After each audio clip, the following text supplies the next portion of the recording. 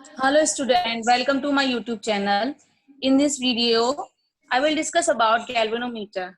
So make sure you have watched the video in which I have discussed about the current carrying coil, experience a torque in magnetic field so that you can understand this topic easily. Okay, so let's start this topic, galvanometer. So you have seen such type of instrument in lab. This is galvanometer. Okay. So what is galvanometer? Galvanometer is a device which is used to detect small electric current. Okay, it is a device which is used to detect small electric current. This is a very sensitive device. Okay, if small current pass through, it shows a large deflection.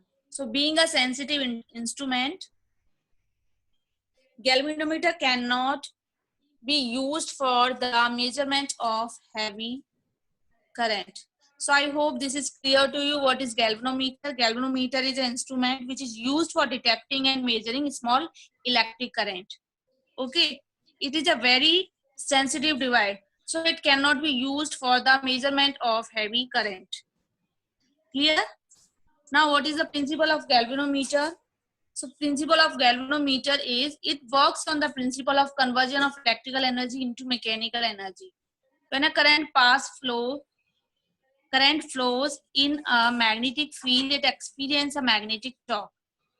If it is free to rotate under a controlling torque, it rotates through an angle proportional to current flowing through it.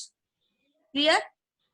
So principle of galvanometer is it works on the fact that when current carrying coil is kept in a magnetic field, it experiences a torque. This is the principle of galvanometer. Now, these are essential part of galvanometer. First, U-shaped permanent magnet with concave pole. Flat rectangular coil of a thin enameled insulated wire. Soft iron cylinder and pointer or needle or scale. We will discuss about these parts one by one. Okay, so let's start construction of galvanometer. So over here, this is a diagram of galvanometer. In this diagram, you see that this is the coil. This is coil. So galvanometer consists of a coil having a large number of insulated wires bound over a frame made of non-magnetic material such as copper. The coil may be rectangular or it may be circular in shape. Okay. Now this coil is suspended vertically from a movable screw by means of phosphor bronze wire in a uniform magnetic field. Okay. This magnetic field is produced by strong cylindrical pole pieces, north pole and south pole. This is the horseshoe magnet. Clear? Now the soft iron core is held within the coil in such a manner that the coil rotates without touching the coil and without touching the pole and the core. Okay. So the core is spherical in shape for a circular coil and it may be in cylindrical shape for rectangular coil. The lower end of the coil is connected to hair spring. So over here, this is the hair spring. Figure, this is hair spring. Lower end of this coil is connected to hair spring. So I hope this is clear to you. This hair spring is very light but high elastic spring made up of quartz or phosphor bronze. The other end of the spring is connected to binding terminal. This is binding terminal. We can say this is T2. Clear? Now the torsion head is also connected to binding terminal. This is T1. Okay. Now small light mirror M. This is the mirror. Light mirror M is attached to the suspension wire to measure the diffraction of the coil by lamp and scale arrangement. And this entire apparatus is enclosed in a brass case with glass window at the front to avoid disturbance due to air, etc. So this entire apparatus is enclosed in a brass case. Clear? So this is the construction of galvanometer. Now let's study about the part of galvanometer one by one. First is horseshoe magnet. Horseshoe magnet. So horseshoe magnet produce radial magnetic field. So we get a magnetic field with its line of force pointing along the radii of the circles. Such a field is called radial field, as shown in this figure. This is the radial field. The plane of the coil in such a field is always parallel to the field as shown in the figure, whichever the condition of the coil.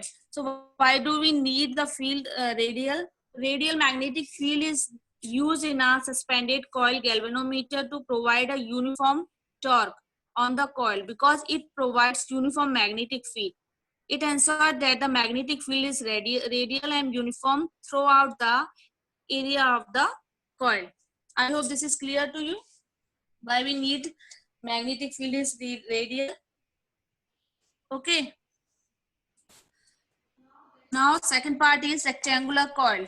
In a galvanometer, it consists of a rectangular coil of fine insulated copper wire, as I told you, bound on a light non-metallic frame. It is suspended from a movable torsion head by means of a fine phosphor bronze strip. Okay, and lower end of this coil is connected to spring. Now what about soft iron cylinder?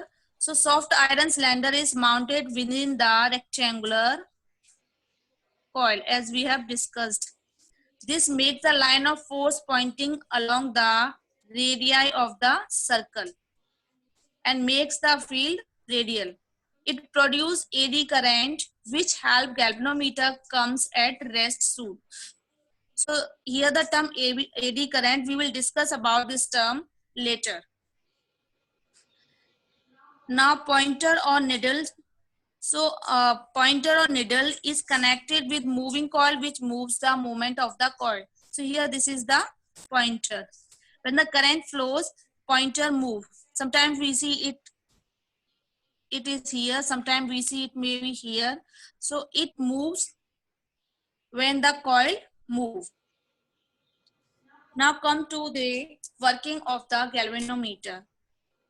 We have discussed about construction of galvanometer and principle of galvanometer. What is principle of galvanometer? Principle of galvanometer works on the torque experienced by the coil. Clear? So when the current passes through the galvanometer coil, it experiences a magnetic deflecting torque. Okay. So due to this torque, coil start rotating from its rest position. As the coil rotates, it produces a twist in a suspension. So the twist in the strip produces an anti-torque, or we can say restoring torque. The coil rotates until the elastic restoring torque due to strip does not equal and cancel the deflecting magnetic torque. Then it attains the equilibrium and stops rotating any further. This is the working of the galvanometer. When the current passes through the galvanometer, the coil start rotating and deflecting torque act on the coil and it start rotating, turning the suspension wire gets twisted and restoring torque come into play in suspension wire in oppose the deflecting torque, right? As the coil turns more, the restoring torque also increases till a stage comes when it becomes equal to the deflecting torque. So this is the equilibrium position of the torque when torque experienced by the coil and restoring torque will be equal. Clear? So at any time, the if alpha be the angle by which the suspensor wire get twisted. So torque experience is restoring torque in coil is torque equal to K into alpha. where K is restoring torque per unit angular twist and alpha is the angular twist in a wire. And torque experienced by the coil is given by torque equal to NIAB sin phi. Clear? At equilibrium position, torque experienced by the coil will be equal to restoring torque. So we can write this equation NIAB sin phi equal to K phi. From this equation, I will be K upon NAB sin phi into alpha. So the factor sin phi can be eliminated by choosing radial magnetic field. Clear? This is the diagram of galvanometer. Now, radial magnetic field, the top plane of the coil PQRS lie along the magnetic line of force in whichever position of the coil comes to rest in equilibrium position. Clear? So the angle between the plane of the coil and the magnetic field is 0, or angle between the normal to the plane of the coil and magnetic field is 0. So if phi is 90 degrees, sin 90 is 1. If theta is 0 degree, so cos 0 is 1. Clear? So from this above equation, we will get I equal to K upon NAV. I hope this is clear to you. So we can write this equation I equal to G into alpha, where G equal to K upon NAV is called galvanometer constant. Clear? This is the galvanometer constant. So from this equation, we will get I is directly proportional to alpha. Thus, the deflection of the coil is directly proportional to current flowing through the coil. So I hope this is clear to you. What is the principle of galvanometer, construction of galvanometer, and how galvanometer works. Now comes to the current sensitivity and voltage sensitivity of galvanometer. So what is sensitivity? Sensitivity is deflection per unit current. Current sensitivity is deflection per unit current is called current sensitivity. So deflection is alpha upon I equal to NAB upon K. This is called current sensitivity. Clear? Now voltage sensitivity. Voltage sensitivity is it is a deflection of galvanometer per unit voltage. So we can write NAB upon KR, where V equal to I into R. So I hope this is clear to you. Okay. Now unit of current sensitivity. So current unit of current sensitivity is radian per ampere and unit of voltage sensitivity is radian per voltage. Clear? It is important to remember that increase in current sensitivity may not necessarily increase the voltage sensitivity of a galvanometer. So let's understand this. If the number of turns of the coil of galvanometer is doubled. Okay, suppose number of turns of galvanometer is double from N to 2N, right? So from this equation, we find that current sensitivity is also double. Clear? And but from this equation, we will get if number of turns is double, the resistance of the coil of the galvanometer is also double. It becomes G to 2G. Clear? So from this equation, if resistance becomes double, we find that voltage sensitivity remains unchanged. Clear? Now requirement for a sensitive galvanometer. So galvanometer is sensitive. Is said to be sensitive if it shows a large deflection for a small current passed through it. From current sensitivity, we know that current sensitivity is NAB upon K. From this, we will get the given value of current deflection alpha will be large when N is large. N means number of turns is large. if N should be large, but its value cannot be increased beyond a certain limit. So it is because large value of N will increase the resistance of the coil. So hence sensitivity will decrease. B is double, B is magnetic field. So B should be large. This can be done by using strong horseshoe magnet. Clear? And A is large, area. Here third point, A is large.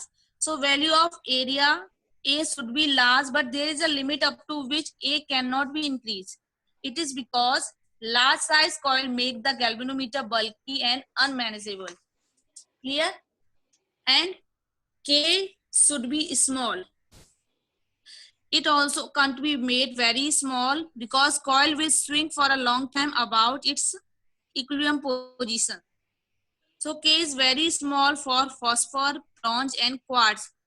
These are used as suspension wire in galvanometer. So I hope these points are clear to you.